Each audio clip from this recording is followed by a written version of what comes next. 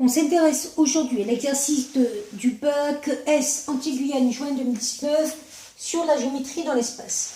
Donc on va commencer par la partie A. Alors c'est une histoire de drone et le but est de savoir est-ce que ces drones vont pouvoir se télescoper ou pas. Donc on a une trajectoire qui est donnée par la droite AB. On vous demande d'abord de trouver une équation paramétrique de la droite AB. Alors pour trouver une équation paramétrique d'une droite, on va d'abord trouver un vecteur directeur de la droite. Donc je rappelle que la droite AB a pour vecteur directeur le vecteur AB et la formule est la même que depuis la seconde, xb moins xa, yb moins yk, zb moins za. On remplace par les coordonnées et on trouve comme coordonnées pour le vecteur AB 0, 2, 0, 5. Ensuite, pour trouver une équation paramétrique de cette droite, on va prendre x, y, z par rapport aux points qui appartiennent à cette droite. On va prendre un point de la droite, le point A ou le point B. Je vais par exemple partir avec les coordonnées du point A. Donc les coordonnées du point A sont 2, 4 et 0,25 plus t fois un vecteur directeur. Donc t fois 0 plus t fois 2 plus t fois 0,5. T étant un nombre réel. Donc ça va être une équation paramétrique de la droite.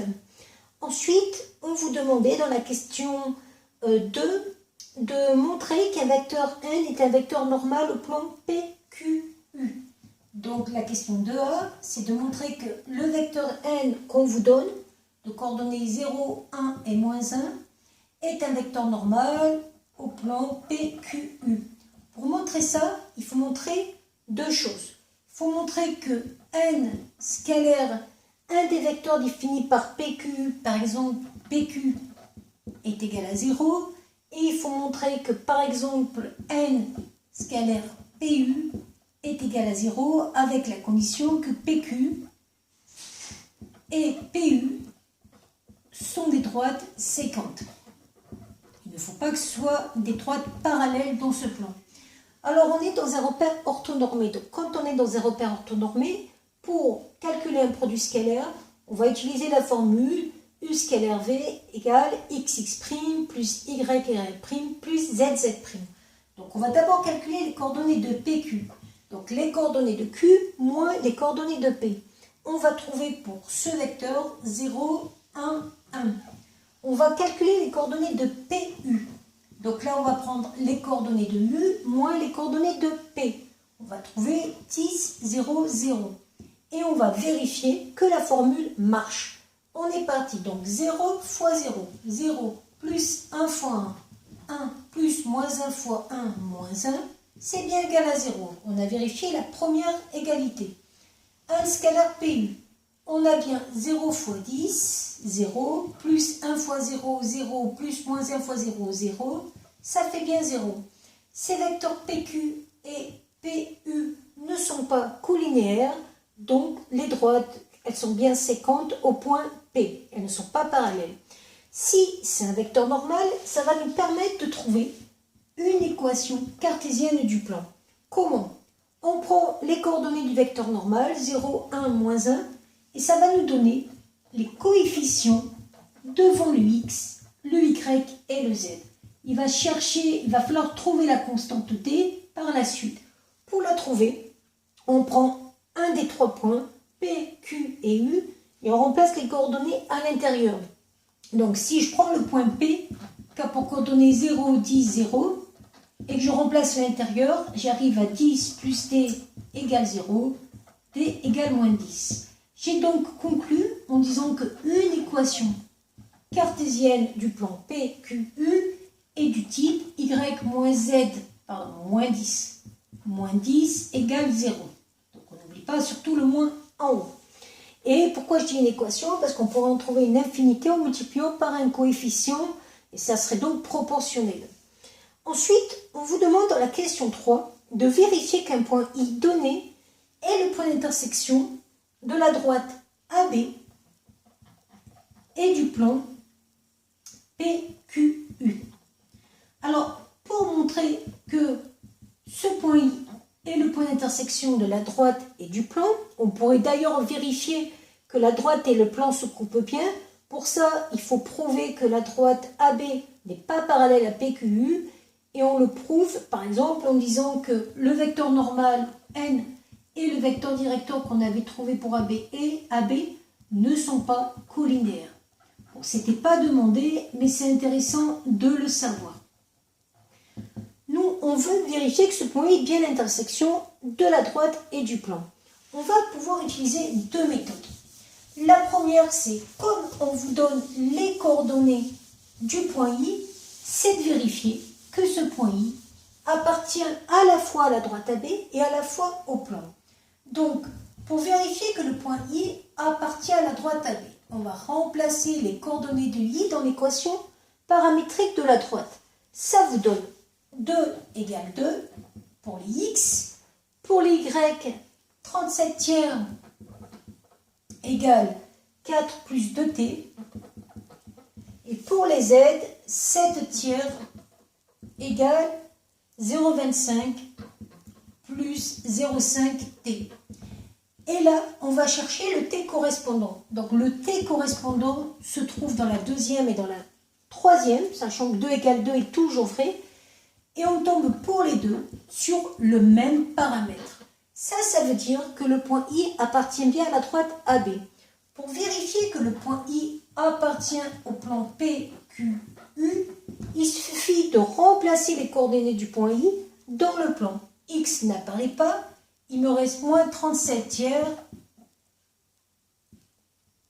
bon pardon, plus 37 tiers, moins 7 tiers, moins 10, et ça fait bien 0. Il est bien sur la droite, il est bien dans le plan, donc il est à l'intersection puisque cette droite et ce plan sont séquents. Ça, c'était la première méthode. La deuxième méthode, qui marche quand on ne connaît pas d'ailleurs les coordonnées du point I, c'est de trouver justement ces coordonnées en remplaçant l'équation paramétrique de la droite dans l'équation du plan. L'équation du plan a été donnée par cette équation-là. Le Y ici, on le va remplacer par le Y de l'équation paramétrique. On arrive à 4 plus 2t. Moins le Z ici, on va le remplacer par le Z de l'équation paramétrique de la droite. T moins 10 égale 0. Ça va vous permettre de trouver la valeur du paramètre T. Et on en trouvera bien une. Lorsqu'il n'y a pas d'intersection, ce T ne se trouve pas. Donc le T qu'on va trouver, en faisant tout passer d'un côté, c'est 25 sixièmes.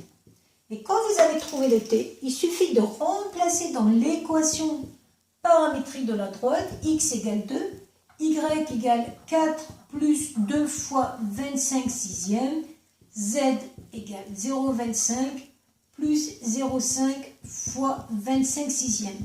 Et vous allez tomber exactement sur les coordonnées du point I, c'est-à-dire 2 pour les x, 37 tiers pour les y et 7 tiers pour le z. Donc ça, c'est la méthode qui marche à tous les coups, même quand on ne nous donne pas la réponse dans l'énoncé.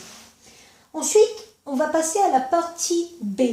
La partie B, cette fois-ci, consiste à dire qu'on va essayer de vérifier si les deux trajectoires des deux drones vont se couper. Donc, est-ce qu'il y aura, oui ou non, collision? Donc, on sait que le premier drone, sa trajectoire, c'est la distance AB. Ça veut dire que le point M va appartenir à la droite AB.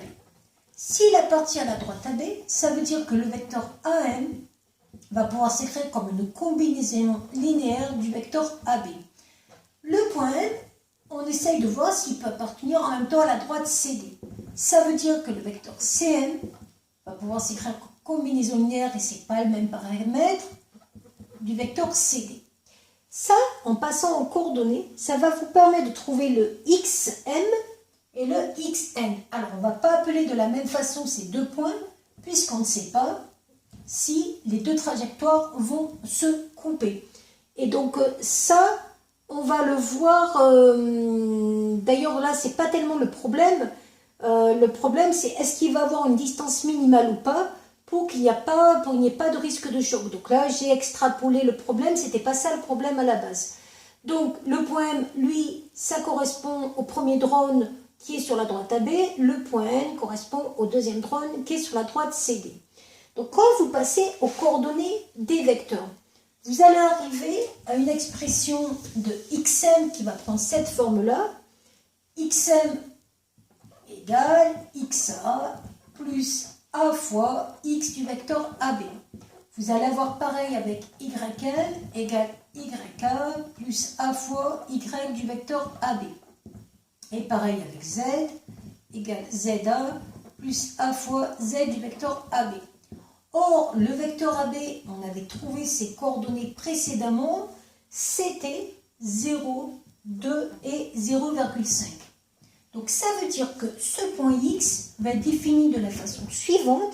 Il va s'écrire sous la forme 2, ensuite 4 plus 2A, et ensuite 0,25 plus 0,5A.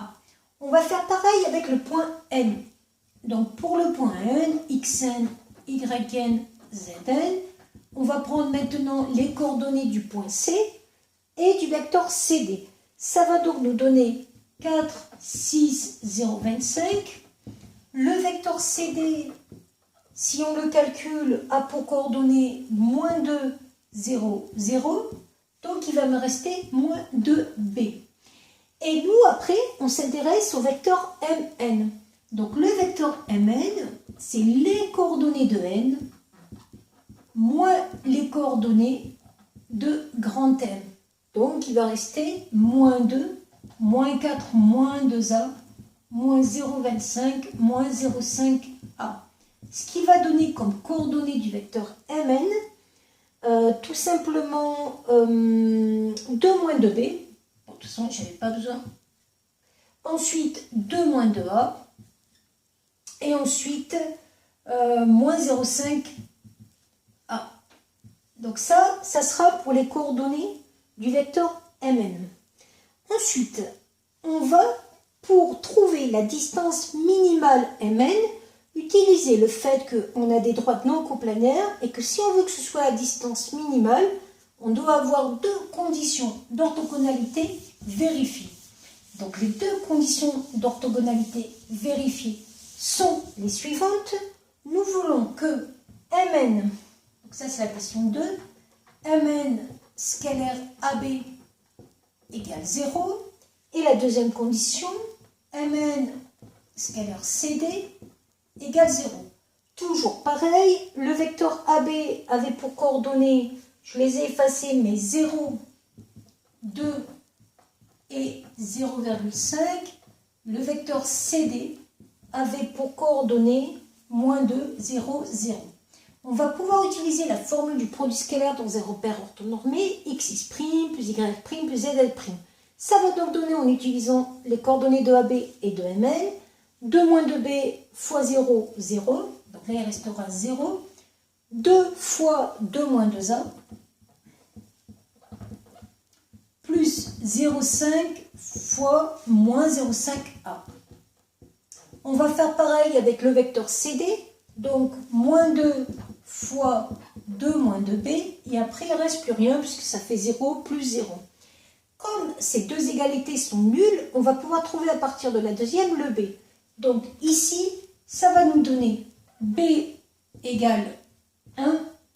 Et pareil, dans la première, on a une seule inconnue qui est a, et en la résolvant, on va trouver a égale 16 sur 17. Donc on tombe bien sur les résultats qu'on vous demande de trouver. Et quand vous avez trouvé A et B, on va pouvoir remplacer dans les coordonnées de mn.